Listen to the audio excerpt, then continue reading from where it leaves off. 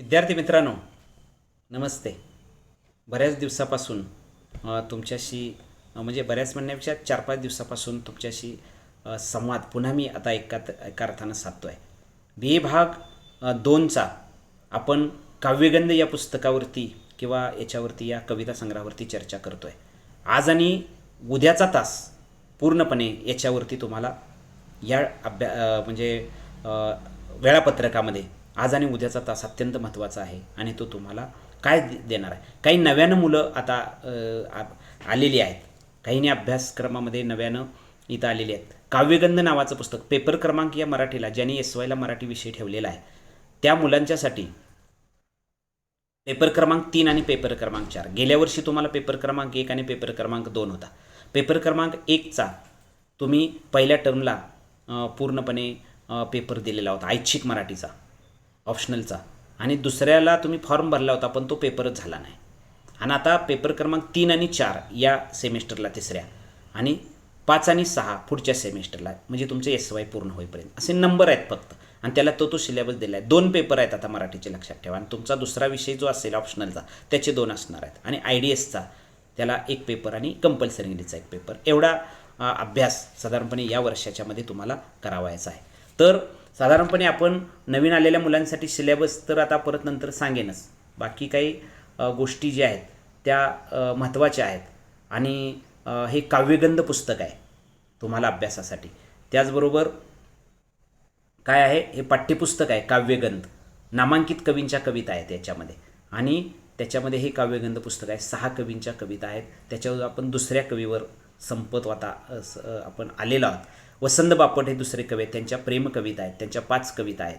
अगोदर आपण सुरुवातीला केशवसुतांच्या 5 कविता बघितलेल्या आहेत. वसंत बापटांच्या फुंकर जपायला शिकली होतीस आज अचानक, या 3 कवितांचं विश्लेषण मागच्या तासाला घेतलेलं होतं. आता नाजूक रुपडे आणि विस्मृती, प्रेमाच्या विविध भावछटा कशा या सगळ्या कवितेतून चित्रित झालेल्या आहेत. नवीन आलेल्या विद्यार्थ्यांसाठी हे फक्त बघा तुम्ही, आता तुमच्या लक्षात नंतर येणारच आहे. पण जुने जे विद्यार्थी आहेत त्यांना साधारणपणे काय अभ्यासलेलं आहे, कोणती गोष्ट अभ्यासलेली आहे, हे एकंदरीत त्या टप्प्यावर समजूत एकंदरीत येत आहे. तर फुंकर कविता म्हणजे प्रेमाच्या विफल प्रेमाचं चित्रण आहे. जपायला शिकली होतीस, कित्येक वर्षानंतर आपल्याला प्रेयसीची आठवण झाली आणि त्यावेळेला त्याच्या घडलेलं घटनेचं चित्रण आहे. आज अचानक ती जर आली तर काय होईल, कोणत्या गोष्टी आहेत याचंही चित्रण या कवितेमधून आहे. तर नाजूक रुपडे नावाची कविता 4थी जी आहे त्या कवितेमध्ये प्रेमाच्या जीवनात किंवा मानवी जीवनात, प्रियकर आणि प्रेयसी जीवनात विशेषतः शारीरिक सौंदर्याला महत्त्व देणारी ही कविता आहे. हा एक दृष्टिकोनच असतो, अंतर्गत प्रेमाचा पण दृष्टिकोन असतो. तर मुळात बापटांची एक वृत्ती आहे. खटकेबाज शब्दरचना आणि अनुप्रास हे या कवितेचं वैशिष्ट्य आहे. प्रेयसीच्या नाजूक रुपड्याचं वर्णन करताना कवी तिच्या अंतरंगातल्या बाह्यांगाला महत्त्व देतो. अंतरंगापेक्षा बाह्यांगाला, खरं तर बाह्यांग महत्त्वाचं नसतं, अंतरंगच महत्त्वाचं असतं. पण कवी विचार करताना वेगवेगळ्या अंगानं करतो. म्हणजे कवी काय सांगतोय की तिच्या चोळीवरचे 16 आयने, चोंबडा पदर म्हणजे ओठ टिपीला रुमाल, शेलाटी कंबर, केतकी पोटऱ्या, झणकारी पावले या शब्दकळा लावणीची आठवण करून देतात. म्हणजे लावणी ढंगाची ही कविता आहे. या कवितेमध्ये जसं लावणीचा ठसका असतो आणि लावणीत जसं स्त्री सौंदर्याचं बाह्यांगाचं वर्णन असतं तशा पद्धतीचं वर्णन या कवितेतून केलेलं आहे, आणि म्हणून तो तिला नाजूक रुपडे असं म्हणतो. शेवटी मग मन सन 1800 मधली पुण्याला जर का तुझी भेट झाली असती तर नक्की तुझी काही धडगत नव्हती आणि ती संधी हुकली, असं कवी पेशवेकालीन लावणीची जास्त आठवण करून देतो. त्यावेळेला ती असती तर सन 1800च्या दरम्यान, तर ती त्यावेळेला काय होतं तर पेशव्यांच्या दरबारामध्ये सगळ्या लावणीचा झंकार होता आणि लावणी त्यावेळेला टिपेला गेलेली होती, आणि लावणीमुळं त्या दुसऱ्या बाजीरावाची सुद्धा काय अवस्था झाली हे सगळं त्यावेळेला तू असतीस आणि मी असतो तर काय झालं असतं, अशी कल्पना त्याने तिथं केलेली आहे. आणि म्हणून तिच्या सौंदर्याचं वर्णन करताना शारीरिक सौंदर्याला महत्त्व देणारी कविता, अगदी छोटी कविता आहे, आणि त्या कवितेतनं अगदी विस्तारानं आपण त्याचं वर्णन नंतर पाहणार आहोत. तर विस्मृती, गतकाळातल्या प्रेमाच्या आठवणीमध्ये रममान झालेला कवी या कवितेत दिसतो, आणि तो आणि ती त्यांच्यातील प्रेमानुभव प्रसंगावरून त्यानं तो चित्रित केला आहे. म्हणजे सूचकता हा या कवितेचा विशेष आहे. तिच्याचा सहवास तिचा जो आहे तो घडून गेलेला आहे, आणि अशा परिस्थितीमध्ये तिच्या आठवणीनं तो व्याकुळ झालेला आहे. तिच्या आठवणीनं तो तिला विचारतोय किंवा सौंदर्यात वापरल्या जाणारा प्रत्यय त्याच्या कवितेत होतोय. म्हणजे माझ्या भेटीनं सगळी वादळी रात्रसुद्धा या ठिकाणी काय झालेली होती, तुझ्या आणि माझ्या भेटीला साक्षी होती, वादळी रात्र. त्यानंतर काय, तिच्या काय भिजल्या अंगावरून मातीचा गंध आला होता. त्यावेळी तुझ्या मोकळा केसांचा बंद सुखावत होता. त्यावेळी तुझी चंद्रकळा तू नेसली होतीस, साडी चंद्रकळा नेसली होतीस आणि जास्वंदीची चुनरी तुझ्या जवळ होती. मला जसं आठवतं की मी चुकलो असं काहीतरी. मलाही नक्की स्मरतं की त्यावेळेला पोत रेशमी होता, कानातली तुझी कुंडलं होती आणि सल माझ्या गालावर होती. त्यावेळी तू म्हणाली होतीस, तू एवढा कसा अनावर झालास. म्हणजे तो आणि ती, तिच्या दोघांच्या सहवास ज्या वेळेला होता त्यावेळेला अक्षरशः काय काय घडत होतं यापुढे जाऊन तिला तो आठवण करून देतो की दोघांच्या मधली कुजबूज, तिनं माळलेली फुलं, ती बकुळ फुलं होती. त्या दिवशी साधी दिसत होतीस तू, म्हणजे वाळल्याचे अत्तर तू लावले होतेस, बरोबर का बघ, नाहीतर मला निरुत्तर कर. म्हणजे काय काय गोष्टी आहेत, ते चुकलं का माझं असं तो म्हणतोय. मला मात्र निश्चित आठवतं की पहा लवकर पहाट झाली होती, तो आणि दोघांच्या सहवासात होते आणि आपण एकमेकांच्यात इतके रम्मान झालो होतो की माझा कोट तुझ्या खांद्यावर आणि तुझी शाल माझ्या खांद्यावर केव्हा होती हे कळलंच नव्हतं. आणि म्हणून मी चुकलो का सांग, तो म्हणतोय. मी बोलतोय ते बरोबर का. गतकाळातल्या प्रेमाच्या आठवणीनं व्याकुळ होणारा हा नायक या ठिकाणी दिसतो आणि त्याच्यातलं एक वेगळी जाणीव जी आहे ती चित्रित होते. वसंत बापटांच्या प्रेमकवितेमध्ये दोघांच्यातील प्रेमानुभव पट वाचकासमोरून सरकताना दिसतो आणि तिला अनेक प्रश्न तो विचारतो पण उत्तर मिळत नाही. त्यामुळं कवितेची रंगत वाढत जाते. तो तिला विचारतोय, त्या प्रश्नाचं उत्तर तिच्याकडून मिळत नाही कारण तिला आठवण करून देतो. म्हणजे ती प्रेयशी प्रत्यक्ष आता त्याच्याजवळ नाही हे मात्र निश्चित आहे. आणि म्हणून कविता लिहित असताना ती कित्येक वर्षापूर्वी निघून गेलेली आहे, पण प्रत्यक्षरित्या आठवणीनं तो व्याकुळ झालेला आहे आणि सगळ्या आठवणी त्याच्या मनात ज्या येतात त्या काय काय येतं मनात त्याचं इत्थंभूत वर्णन या कवितेतनं केलेलं आहे. म्हणून विस्मृती ही जी कविता आहे म्हणजे विस्मृतीत सगळ्या गोष्टी गेलेल्या आहेत आणि तो तिच्याशी संवाद साधतो आहे. अशा पद्धतीनं फुंकर जपायला शिकली होतीस, आज अचानक, नाजूक रुपडे आणि विस्मृती या 4 कविता, 5 कविता वसंत बापटांच्या आहेत. मित्रहो, तुम्हाला एकूण 4 भाग आहेत, 4 टॉपिक आहेत याच्या पुस्तकातले. म्हणजे काय, पहिला कवी जो आहे तो केशवसूत आणि केशवसूतांना आर वसंत बापट. तिसरा कवी नारायण सुर्वे, त्यानंतर आपल्याला वसंताबाजी डहाके, त्याला आर दुसऱ्या टॉपिकमध्ये. तिसऱ्या टॉपिकमध्ये हे दिसतं अजीम नवाज राही आणि कल्पना दुधा. प्रत्येकाच्या 5-5 कवी. प्रश्न विचारताना प्रत्येक टॉपिकवर विचारला जाणार आणि तो इतका चांगला विचारला जाणार. हे ते 6 कवी आहेत. या 6 कवींच्यावरती तुम्हाला पहिला प्रश्न ऑब्जेक्टिव्हचा असणार, दुसरा प्रश्न पहिल्या टॉपिकवर असणार. म्हणजे तो कुणावर असणार तर तो केशवसूतांच्या कवितेचा आढावा घ्या असणार, त्याला आर वसंत बापटांचा. तुम्ही दोन्हीपैकी एकच लिहायचा. तिसऱ्या प्रश्नामध्ये काय नारायण सुर्वेवर प्रश्न असणार आणि त्याला आर वसंताबाजी डहाके वाचणार. दोन्हीपैकी कुठलाही एक लिहायचा, म्हणजे प्रत्येकाला ऑप्शनल आहे. चौथ्या प्रश्नामध्ये थोडक्यात उत्तर द्यायला त्या अजीम नवाज राहीवर एक टिप लिहायची, थोडक्यात उत्तर लिहायचं आहे आणि एक कल्पना दुधाळवर यायचं आहे. 5-5 मार्कला 10 मार्क. आणि 5वा जो प्रश्न आहे तो म्हणजे तुम्हाला काव्य निर्मितीची प्रक्रिया एक टोपी आहे. 4 मुद्दे आहेत छोटे छोटे. कविता कशावरून सुचते, कविता निर्मितीची प्रक्रिया काय, असा अत्यंत चांगला, सुंदर, समजून येणारा, चांगले मार्क्स तुम्हाला मिळणारा. बघा मागच्या वर्षीची मुलं जी होती त्यांना सगळ्या जणांना इतके सुंदर मार्क मिळाले, एकही मुलगा पाठीमागं राहिला नाही. 100% निकाल आणि चांगले मार्क्स. 50 पैकी पेपरला 40-45 मार्कपर्यंत बरीच मुलं, 30च्या वर तर भरपूरच. असा हा पेपरचा एक स्वरूप चांगला आहे. म्हणजे 5-5 कविता एका कवींच्या आहेत. तुम्ही 3 कवी जरी चांगले केले तरी तुम्हाला भरपूर मार्क्स मिळतात.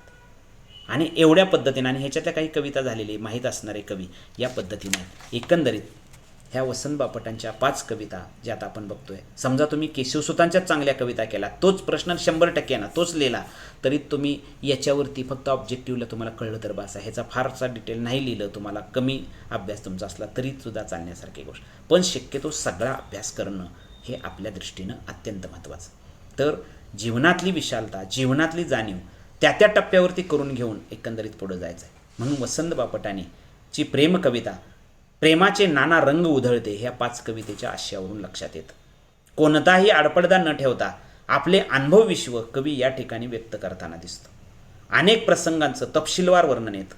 प्रेयसीच्या नात्याचं वर्णन येतं, प्रेयसीच्या सगळ्या अंतर्गत मनाचं नात्याचं वर्णन येतं, बाह्यांगाचं वर्णन येतं, तिनं घातलेल्या सगळ्या त्या शारीरिक सौंदर्याचं वर्णन येतं, प्रेमाचं आकर्षण येतं, ती सोडून गेले विफल प्रेम, अनेक प्रेमाचे नाना रंग त्यांच्या कविता येतात. फक्त आपल्याला 5च अभ्यासासाठी आहेत, एवढं लक्षात ठेवा. निवडक पुस्तक आहे. मी तुम्हाला मगाशी आता दाखवलं काव्यगंध. त्याची प्रस्तावना चांगली आहे. त्याची प्रस्तावना म्हणजे नोट्सच आहेत आणि त्याच्या पाठीमागे दिलेल्या काही कवितांचा आशय. हे सगळ्या गोष्टी ज्यावेळेला आपण समजून घेतो त्यावेळेला पेपर क्रमांक 4 मधलं हे काव्यगंध पुस्तक हे महत्त्वाचं आहे. पद्य हे पुस्तक जे आहे हे त्याचा सिलेबस जो आहे तो अत्यंत महत्त्वाचा आणि त्याला चांगला अगदी म्हणजे पेपर क्रमांक 3ला भाट सर जे शिकवणार आहे ते गद्य आहे आणि पेपर क्रमांक 4 मी शिकवणार ह्या टर्मचं सांगतोय. एवढा परीक्षा झाली की ह्या टर्मचा हा सिलेबस गेला. पुढच्या टर्मला कादंबरीच आहे माझ्या 6 नंबर पेपरला आणि भाट सरांच्या पेपरला पुढच्या टर्मला मला वाटते ते आत्मचरित्र आहे आणि आता नाटक आहे. म्हणजे गद्याचं 2 पेपर ह्या वर्षी अभ्यासायचे आहेत. म्हणजे आता एक आणि पुढच्या टर्मला एक. पद्याचं आता एक आणि पुढं माझा गद्यच आहे. कविता एका वेळेचा 4 प्रकार एकत्र म्हणजे आत्मचरित्र आहे, नाटक आहे. म्हणजे आता भाटसर मला बहुत वाटते नाटक अभ्यासतात, पुढच्या वेळेला आत्मचरित्र, आता मी कविता, पुढच्या वेळेला कादंबरी. 4 वाङ्मय प्रकार ह्या वर्षाचा परिचय पुस्तक वर्गातून घ्यायचा. नेहमीप्रमाणे जसं पुस्तक असतं त्या पद्धतीने. गतवर्षी पण निवडक कथा चित्रपटाचं टॉपिक होतं तशा पद्धतीचंच पुस्तक पण एका लेखकाचं नेमलेलं असतं आणि त्याला विशेष महत्त्व असतं. आणि म्हणून प्रेमाचे नाना रंग, प्रेमाच्या विविध भावछटा या साऱ्या गोष्टींचं जे विवेचन आहे ते यामध्ये घेतलेलं आहे. आपल्याला वेळ फार कमी आहे. मागच्या बरेच पिरियड आपल्याला गेले आहेत. अजून थोडेसे महिना 1.5 महिना राहिला. ह्याच्यामध्ये अजून ही 4 कवींनी काव्यनिर्मितीची प्रक्रिया संपवायची आहे. पुढचे 2 कवी तिसऱ्या टॉपिकमधले फारसं थोडक्यात उतरलेले असल्यामुळे ते लवकर एका तासामध्ये सुद्धा संपू शकतात. तर सगळ्यात एक महत्त्वाची गोष्ट आता पुढचा टॉपिक मी याच्यातच सुरू करतो आहे म्हणजे वेळ न घालवता. आणि पहिला टॉपिक संपलेला आहे, लक्षात ठेवा. पहिला टॉपिक या सिलेबसमध्ये 4 टॉपिक आहे, त्याच्यातला पहिला टॉपिक जो आहे तो संपलेला आहे. दुसरा टॉपिक, तिसरा टॉपिक आणि चौथा टॉपिक. तिसरा आणि चौथा छोटे टॉपिक आहेत. आता दुसरा एक सगळ्यात महत्त्वाचा, त्या दुसऱ्या टॉपिकमध्ये 2 कवी आहेत. त्या 2 कवींच्या 5-5 कविता आहेत.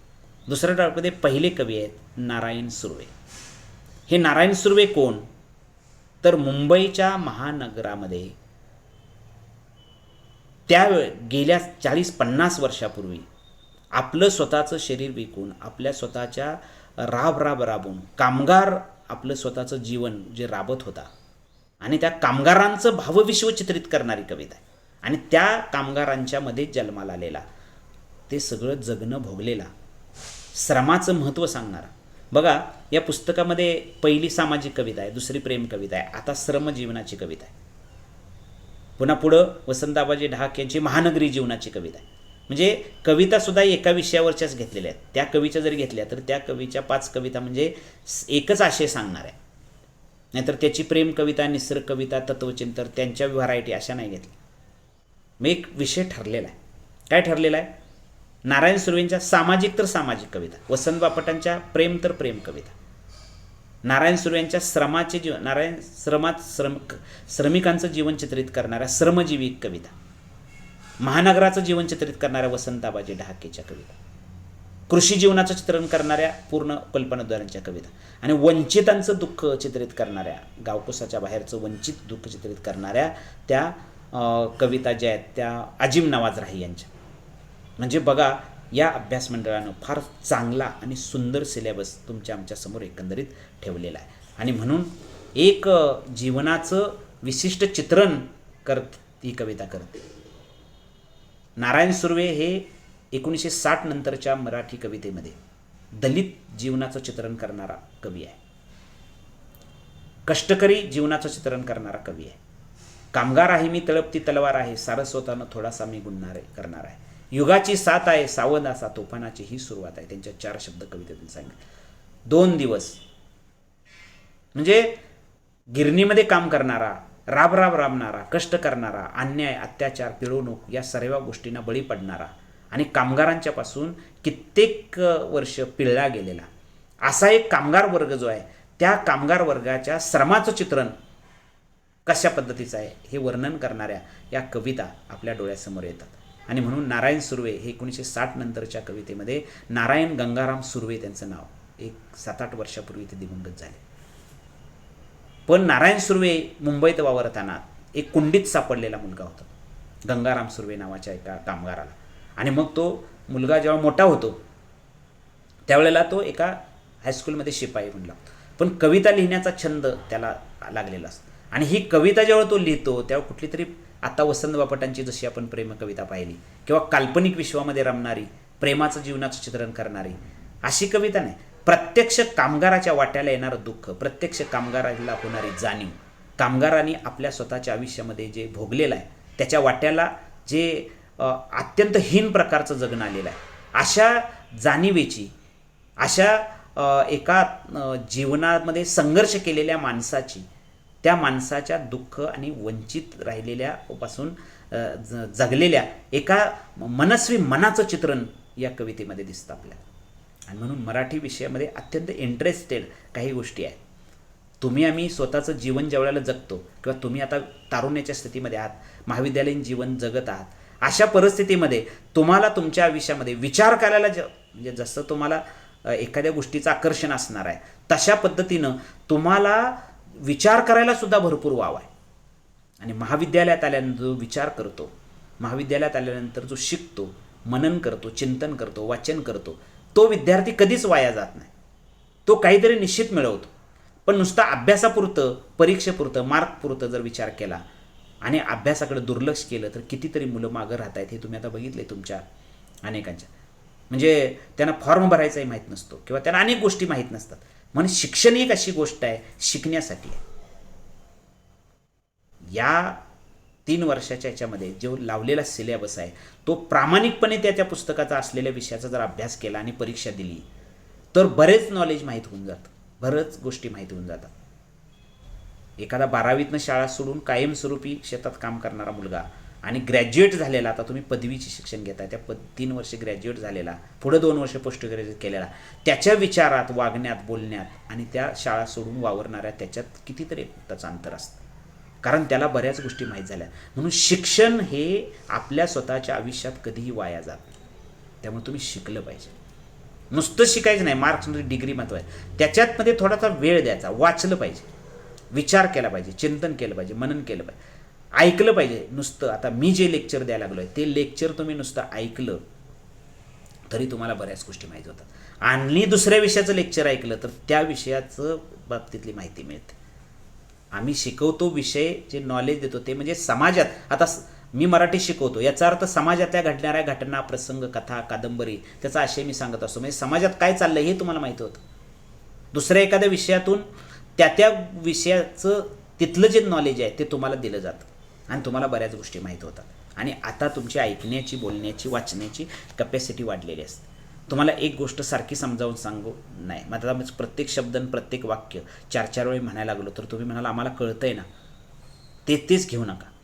म्हणजे तुमची ऐकण्याची, श्रवण करण्याची, बोलण्याची, सहनशक्तीची कॅपॅसिटी वाढलेली असते. आणि हे वाढणं हे वयानुसार अत्यंत गरजेचं असतं.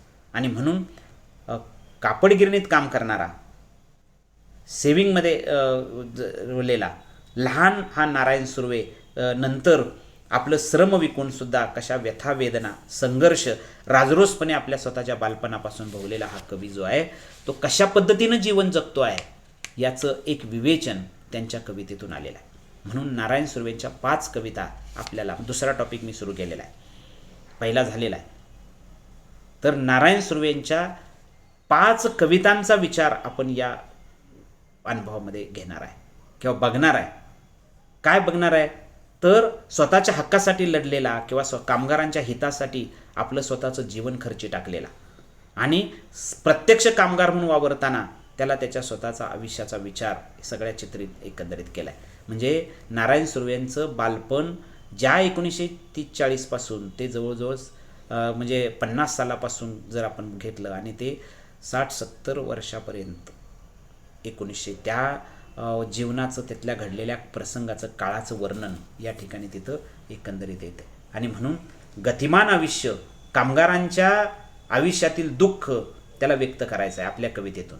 आणि सुर्व्यांना या बाबतीमध्ये जीव ओतून प्रामाणिकपणे आपली स्वतःची जबाबदारीवरून त्यावेळेला निवडणुका, त्यावेळेचं जीवन, गेटवर त्यावेळेचा खडू आणि फळा याच्याशी त्याचं नातं कसं जोडलं गेलं फार कमी प्रमाणात. आणि नंतर तो जेव्हा कामगार बनला त्यावेळेला कामगारांच्या व्यथावेदना अगदी अप्रतिम कवितेतून चित्रित केला आहे. तर नारायण सुर्वे आपल्या एका कवितेतून असं म्हणतात, मी मगाशी तुम्हाला सांगितलं की 4 शब्द नावाची त्यांची कविता आहे. त्याच्यामध्ये ते असं म्हणतात, कामगार आहे मी तळपती तलवार आहे, सारस्वतानो म्हणजे कुणीतरी बुद्धिवाद्यानो, श्रीमंतानो, बुद्धिवाद्यानो, लेखक सारस्वतानो थोडासा गुन्हा मी करणार आहे, मला युगाची साथ आहे, सावध असा आता तुफानाची हीच खरी सुरुवात आहे.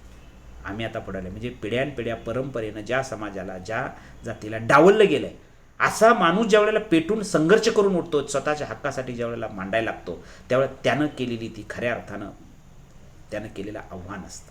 आणि म्हणून त्यानं विचारलेला जाब असतो, मी कामगार आहे, मी तळपती तलवार आहे, मी आता थोडासा गुन्हा करणार आहे, कारण मला युगाची साथ आहे, सावध असा तुफानाची हीच सुरुवात आहे.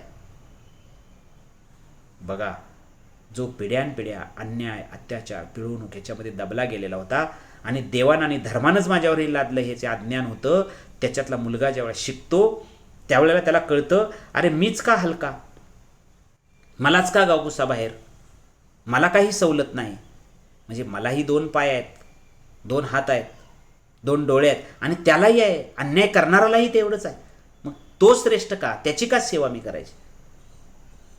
गावकुसाबाहेर राहणारा दलित वर्ग जो आहे त्याच्यावर पिढ्यानपिढ्या परंपरेनं जातीयतेच्या नावाखाली त्याच्यावर अन्याय अत्याचार जो केला गेला आहे, तो ज्यावेळेला पेटून उठला आणि स्वतःच्या हक्कासाठी ज्यावेळेला भांडायला लागला, त्याच्यासाठी डॉक्टर बाबासाहेब आंबेडकरांनी सांगितलेल्या विचारानं त्याच्या मनात जागृती आली, त्याची अस्मिता जागृत झाली आणि तो ज्यावेळेला संघर्ष करायला लागला त्यावेळेला त्याला स्वातंत्र्य जीवन तो जगू लागला ना, महत्त्वाचं आहे.